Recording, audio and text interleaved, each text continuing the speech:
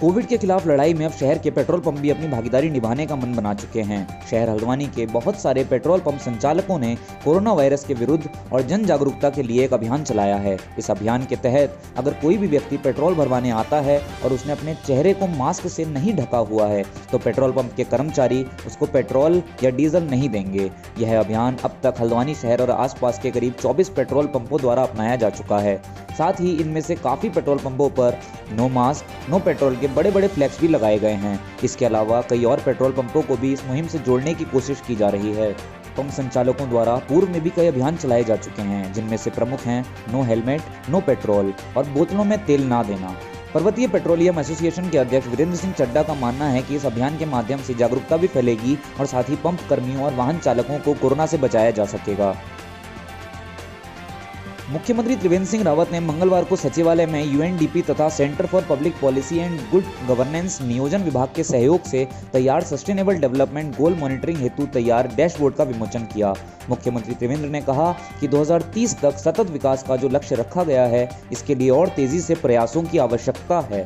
इस दिशा में कुछ क्षेत्रों में अच्छा कार्य हुआ है। राज्य में कुपोषण से मुक्ति के लिए चलाए गए अभियान, अटल आयुष्मान उत्तराखंड योजना, जल संचय, संरक्षण तथा नदियों के पुनर्जीवीकरण की दिशा में भी अनेक प्रयास किए गए हैं। लोगों को स्वच्छ एवं उच्च गुणवत्ता युक्त पेयजल उपलब्ध कराने के लिए अनेक प्रयास किए जा रहे हैं। ग्रामीण क्षेत्रों में मात्र 1 रुपये में पानी का कनेक्शन दिया जा रहा है।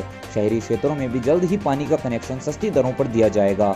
इन सभी प्रयासों के आने वाले समय में बहुत अच्छे परिणाम मिलेंगे। जिला योजना का 40% बजट स्वरोजगार के लिए खर्च किया जा रहा है। उत्तराखंड के स्थानीय उत्पादों की ब्रांडिंग करने की दिशा में कार्य किए जा रहे हैं। भारत नेट 2 से नेटवर्किंग और कनेक्टिविटी बढ़ेगी। इसका भी लोगों की आजीविका पर सकारात्मक प्रभाव पड़ेगा। मुख्यमंत्री त्रिवेंद्र सिंह रावत ने कहा कि लक्ष्यों के आधार पर जो भी योजनाएं बनाई गई हैं, उनको पूरा करने के लिए नियमित मॉनिटरिंग भी की जाए।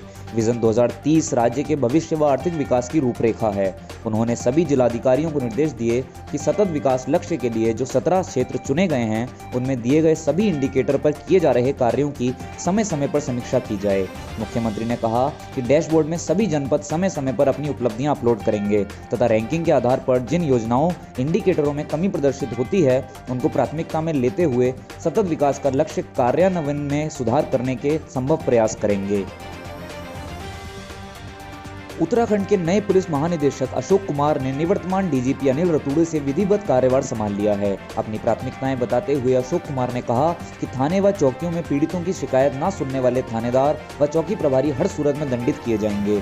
सोमवार शाम को पुलिस मुख्यालय में पत्रकारों से बातचीत में डीजीपी अशोक कुमार ने कहा कि वे सबसे बड़ी चुनौती के रूप में विभिन्न मामलों में पीड़ितों को समय पर इंसाफ मिलना मानते हैं। अगर पुलिस मुख्यालय को शिकायतें मिलती हैं कि पीड़ितों को इंसाफ नहीं मिल रहा है तो इस दिशा में कड़ी कार्रवाई करेंगे। आमजन को एक बेहतर पुलिसिंग देने की दिशा में वे सबसे ज्यादा प्रयास करेंगे। इसके लिए पुलिस वालों को अपने व्यवहार में बदलाव लाना होगा। उन्होंने कहा कि राज्य के प्रत्येक थाने में महिला सब इंस्पेक्टर और कांस्टेबल की तैनाती अनिवार्य रूप से की जाएगी ताकि महिलाएं बेझिझक अपनी परेशानी को रख सकें।